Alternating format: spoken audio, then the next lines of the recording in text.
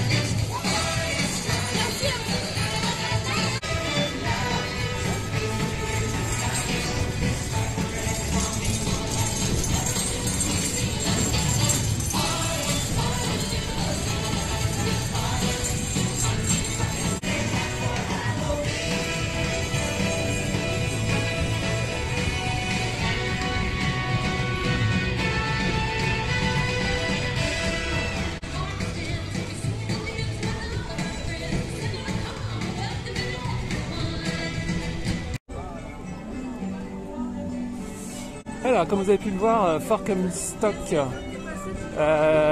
était envahi par les citrouilles, donc j'étais bien content de les croiser. Aujourd'hui, il y a l'air d'y avoir pas mal de monde. Bon, après, c'est vendredi, c'est le début des vacances scolaires, d'après ce que j'ai compris. Donc, ça explique cela. On va se diriger vers Big Thunder, voir si c'est easy. Ah, 25 minutes là, quand même. Hein.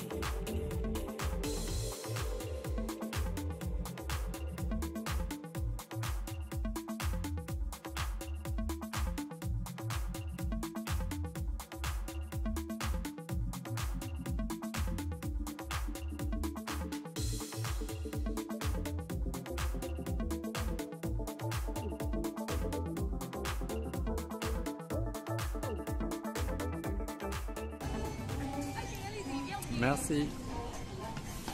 Coucou, vous allez bien? Ça va? Vous êtes super jolie, hein? Minnie, toi, t'es la meilleure. Oui.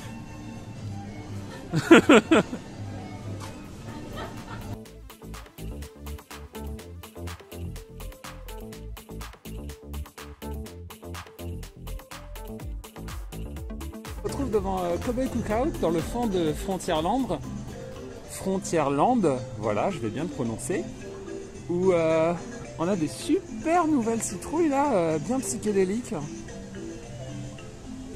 Celles-là, je les connaissais pas. Ah, et dans le fond là-bas, on a Pluto. Dans le fond, il y a Pluto, il n'y a personne.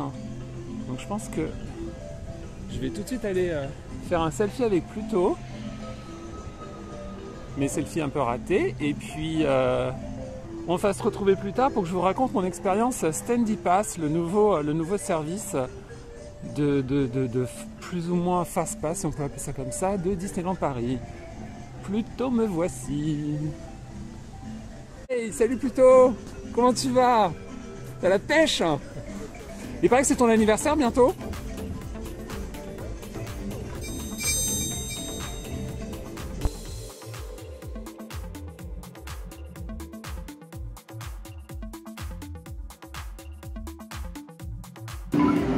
Donc, pour se réserver un stand-by pass, donc on ouvre l'application. On a lié son pass annuel ou son billet du jour. Donc on clique sur, voilà. Là on arrive sur la page truc. On valide son billet. Je valide. Là on arrive sur la page où il y a l'attraction. On fait réserver. On confirme. Ah oui, alors c'est parce qu'en fait le créneau est pas ouvert. Vous voyez, il y a des heures en fait. 10h30, midi, 13h30 et 15h. Donc en fait ça c'est les créneaux à partir desquels on peut valider. On peut se prendre un stand-by pass. Donc moi tout à l'heure mon premier j'ai dû le prendre avant midi ou aux alentours de midi. Et donc en gros là comme il est 12h32, c'est toujours le créneau de retour donc du stand-by pass auquel j'étais. Je pense que c'est pour ça que ça ne marche pas. Après, est-ce que c'est parce que je suis un peu loin de l'attraction? J'avoue que je ne sais pas. Tout à l'heure j'étais vraiment à côté. Donc j'imagine qu'il faut vraiment être à côté, être dans les créneaux. Et ensuite donc bah, vous voyez, hein, vous faites réserver. Hop. Confirmer. Donc là ça marche pas, mais en principe vous devez avoir une fenêtre de notification qui vous dit OK. Au moment du retour de votre stand-by pass, vous revenez sur profil comme je vous ai expliqué tout à l'heure. Hop. Et là vous allez dans stand-by pass, voir mes stand-by pass. Si je peux le réutiliser plusieurs fois dans ce créneau là, mais je pense pas parce qu'en fait le QR code a été scanné par le cast. Mais voilà en gros comment ça fonctionne. De toute manière vous avez toutes les explications je pense dans le parc, les casts sont là pour vous expliquer et c'est à voir quoi. Donc c'est quelque chose qui a été mis en place récemment. Pour l'instant moi ma première utilisation a été plutôt bonne. Le seul côté un peu dommage c'est qu'en fait c'est pas réellement un fast-pass dans le sens pardon, dans le sens où on le comprenait avant. C'est juste un droit pour faire la queue dans un créneau spécifique. Donc après cette petite explication Standy Pass chaotique, enfin compliquée on va dire, on va s'intéresser à ce qui se passe au fond de Frontierland et notamment Frontierland Dépôt.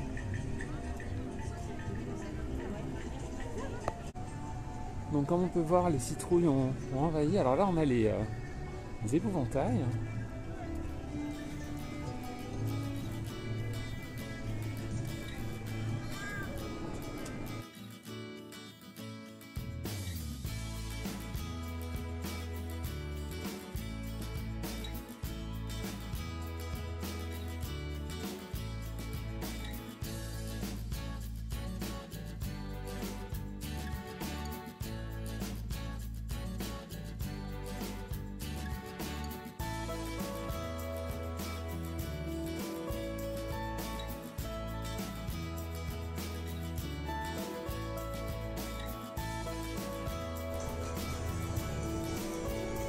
Donc là c'est vraiment agréable autour du Frontierland Theater de pouvoir à nouveau accéder.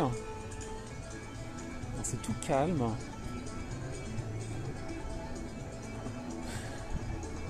On espère qu'un jour il y aura la thématisation finale comme sur les artworks, comme sur les concept art plutôt du Frontierland Theater. Tiens, on dirait qu'ils ont décapé la façade. En tout cas, il y a eu un espèce de travail. intéressant de voir comment ça va évoluer.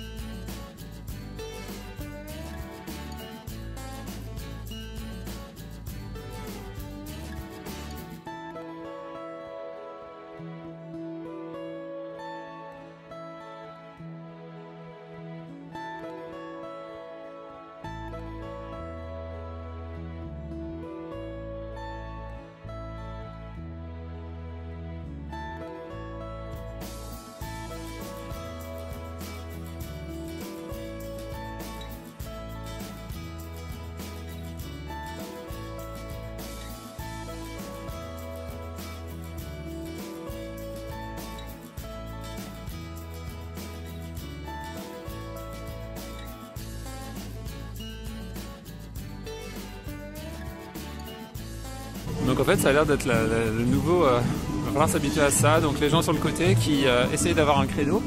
Alors c'est un peu bizarre parce qu'en gros, là c'est 10 minutes, donc en fait ouais, le steady pass, le stand-by pass d'après ce que j'avais compris, mais maintenant je pense que ça se vérifie puisque je le vis. En fait c'est un droit de faire la queue, c'est un droit de faire la queue et après bah, le temps d'attente est aléatoire, donc là c'est 10 minutes, tout à l'heure c'était 25 minutes. Donc bon, voilà. C'est un peu... ouais, je pense qu'il va falloir s'adapter, l'accepter. Hein, et on va voir comment Disneyland Paris va gérer tout ça. Parce que c'est assez bizarre. En gros, là, pendant aujourd'hui ou pendant les créneaux, il n'y a que ceux qui ont des stand-by pass, je vais y arriver, qui peuvent faire la queue. Mais après, ça ne veut pas dire que c'est un coup de fil. C'est juste le droit de faire la queue.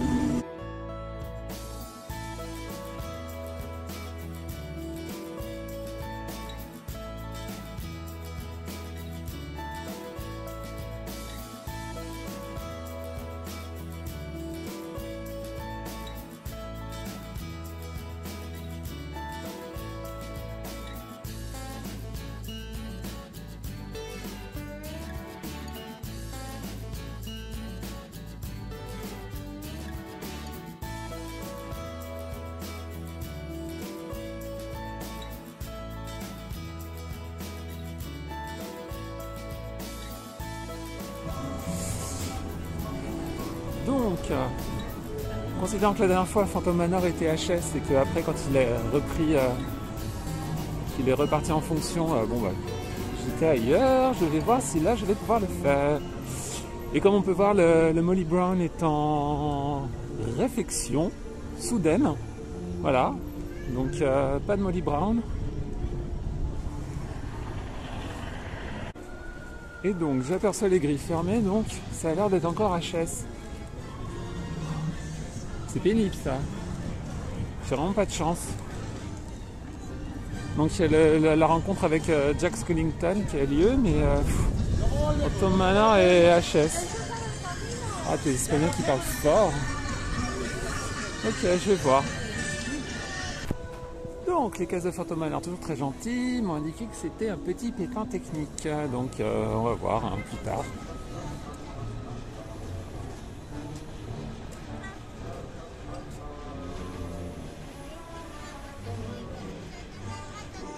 Alors c'est étonnant parce que le Molly Brown d'habitude il est jamais dans ce sens-là. En fait il tourne, il vient comme ça, il tourne dans ce sens-là. Et c'est marrant d'avoir la proue de ce côté-là.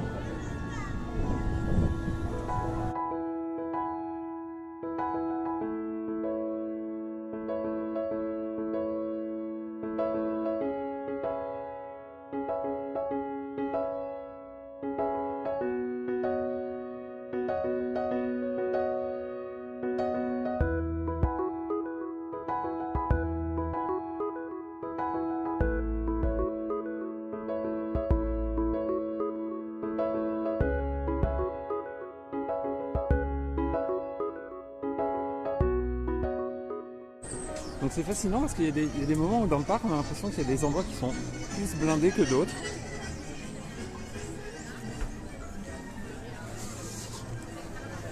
Donc, et là on a la reine de cœur qui prend la pause à l'heure du thé.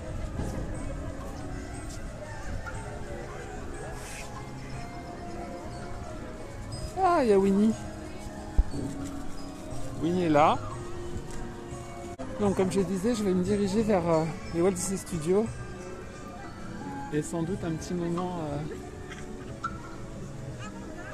moment de passage au Disney Village pour manger.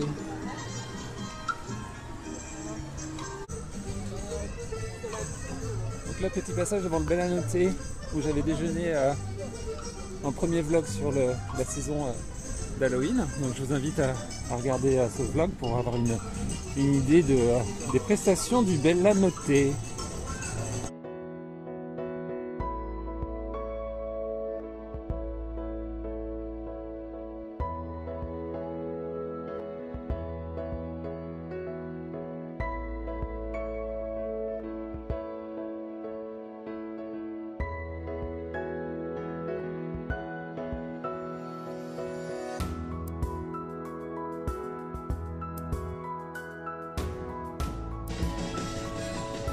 Et donc nous approchons du Disney Village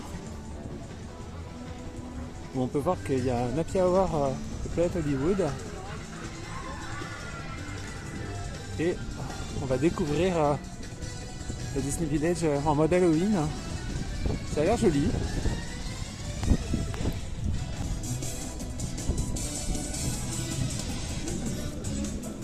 Donc comme on peut voir, ils ont thématisé certaines parties des bâtiments avec ces panneaux violets là. La scène également. Mais bon, protocole Covid et distanciation font que je pense que le Disney Village est pas mal impacté par la situation. Donc là on a comme tous les ans à cet endroit là un point pour se prendre en photo. Donc là c'est en mode Halloween. Donc je pense que ça va être très joli la nuit. Voilà, Happy Halloween. Oui, il est très très joli.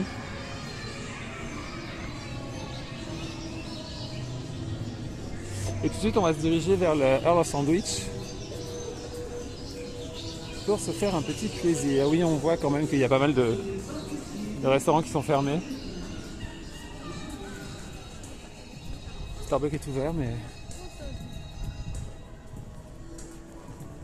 voilà, donc tout de suite direction le Earl of Sandwich.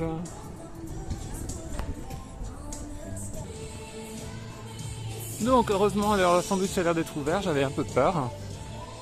On peut entendre que la programmation musicale du village est également en mode Halloween. Voilà, donc c'est plutôt calme, mais en même temps assez agréable. Et donc là-bas dans le fond on voit l'hôtel New York Art of Marvel qui continue sa mutation. Allez, go Earl of Sandwich.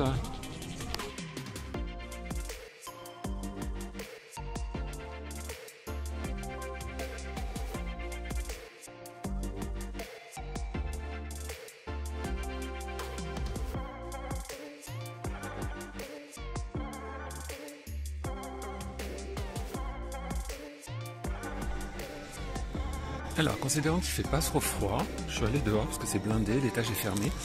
Donc j'ai pris un Cannonball. Donc c'est un sandwich avec des boulettes de bœuf marinées à la sauce tomate, parmesan, mozza, voilà. Et puis je me pris un bread pudding également et puis un Fanta. Voilà. Donc tout de suite je vais vous dire ce que ça vaut. Le masque qui s'envole. Donc, c'est très cheesy. Donc on voit il y a une belle boulette. Ça a l'air cool, c'est chaud. Alors j'ai enfin compris comment il faisait comment il passait le sandwich au four, comment c'était préparé. Alors attendez, déjà je goûte.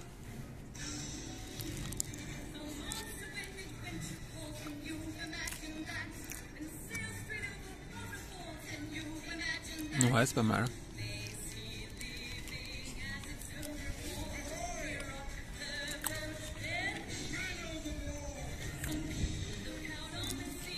Donc en fait ça passe sur une machine, sur une espèce de grille qui passe dans un four.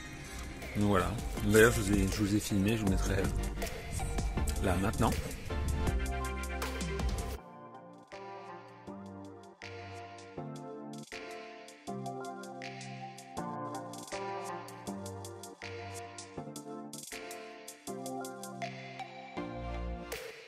Comme vous avez pu voir, ça passe sur la grille, ça rentre et puis c'est chauffé. Et donc c'est ça qui fait le côté croustillant. Il y a pas c'est pas frit comme j'avais fantasmé la première fois que j'avais mangé Earl of Sandwich. Donc ouais, non, c'est plutôt bon. Bon, ça a un bon goût de boulette, sauce tomate, cheese et puis basilic aussi, pas mal d'herbes. Voilà. Donc le feedback du Cannonball, une boulette de viande, donc bon, c'est plutôt sympa, voilà, ça change. J'aime bien découvrir des choses. Donc la dernière fois j'avais pris le chiptel avocado hawaïan. Hawaïan c'était cool, mais bon, je referai pas. Et donc là le Cannonball, est-ce que je le recommande? Oui, parce que c'est toujours très surprenant de manger un sandwich aux boulettes à la sauce tomate. Après voilà, je pense que les prochaines fois je me dirigerai plutôt vers le spécial avec la viande, le bœuf. Voilà. Et donc là en dessert, hein, j'ai pris le bread pudding. Donc c'est plutôt cool. Donc voilà comment ça se présente.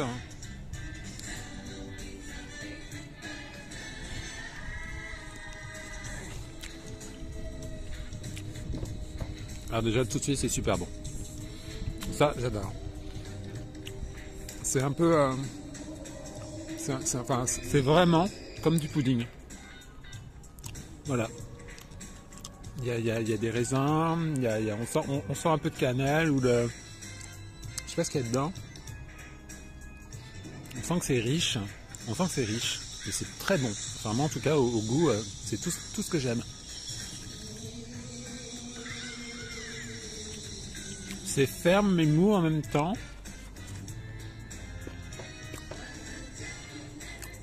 On sent le beurre. Voilà. Donc il y a de la cannelle, des raisins secs. Voilà, il y a du beurre. Donc non, c'est... Ceux qui font attention à leur ligne, je pense que c'est pas ce qu'il vous faut, mais en tout cas, voilà, je kiffe.